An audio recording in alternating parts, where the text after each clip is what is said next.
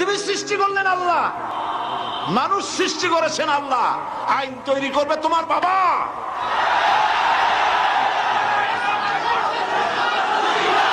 আইন তৈরি করবে কে? কে তৈরি করবে? আল্লাহ রাব্বুল আলামিন আইন তৈরি করবেন। আরেকটি জিনিস লক্ষ্য করুন, এই পৃথিবীতে, থামুন, এই পৃথিবীতে একটা গাধার তৈরি করা আইন আর একটা গাধায় কিন্তু মানে না, ঠিক কিনা? একটা ষাঁড় আর একটা ষাঁড়ের আইন মানে না। গ্রামে দেখেন না, বিলের মধ্যে অনেক ষাঁড় ঘুরে বেড়ায়। একটা ষাঁড় তার ঠ্যাং উঁচু করে বললো, ভাইয়ের আমার, বোনের আমার, এই বিলের মধ্যে কেউ ডাক দিতে পারবে না আমি ছাড়া। আর সব ষাঁড়েরা, গরুরা লেজ উঁচু করে দৌড় মারলো। গরু একটা গরুর আইন মানে না, একটা ব্যাঙ আর একটা ব্যাঙের আইন মানে না, একটা বানর আর একটা বানরের আইন মানে না।